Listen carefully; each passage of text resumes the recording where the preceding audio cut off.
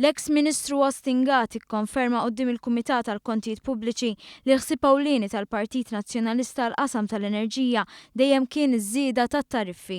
Gat għal dan meta mitlub jgħid x'talbu jagħmel l-eks Prim Ministru Lawrence Gonzi meta fl-2008 ħattru bħala Ministru responsabbli mill-Ene Malta.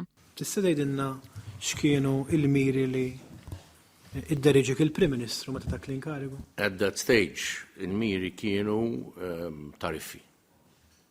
Irridu naġġustaw it-tariffi.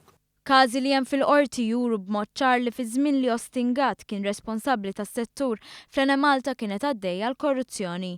Fil-fatt rapport tal-Awditur Ġenerali jindika kif ma kienx hemm proċeduri li jirregolaw ix-xiri taż-żejt, anke jekk dan laħħaq il-mijiet ta' miljuni ta' euro fis-sena.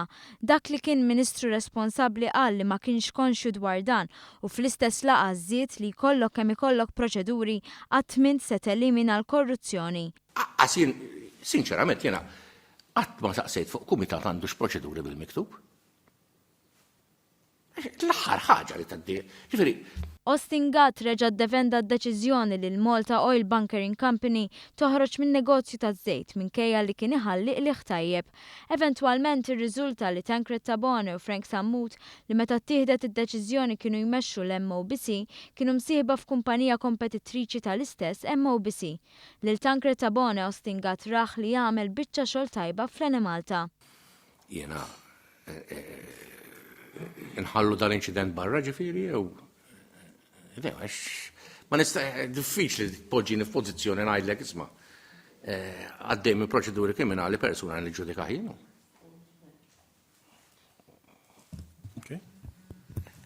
Apparti hekk, apparti da, kien chairman li kien tajbin ġifieri bħala chairman, I mean knew his business. Anke Alex Tranter qed jaffaċċja akkużi l-qorti brabta mar-rwol tiegħu fl-Ene Malta. Din id-darba l-akkużi huma ta' miżappropriazzjoni, però meta mistoqsi dwaru Ostingat kien pożittiv ukoll. Naħseb kien chairman tajjeb. Jidher li d-diffikultajiet kollha li kienu għaddejjin fi żmien li kien Ministru anke jekk uħud kienu għadhom mhux fid-der ma tantx kiddowh. Wara kollox il-missjoni ewlenija tiegħu dik li jżid it-tariffi kienet intlaħqet. Li jiena kont għamilt dak li qabbadni biex nagħmel, għax it-tariffi konna mbagħad kriġna l-ġodda. Konti li għamilt biżżejjed, ġifieri bħala nies.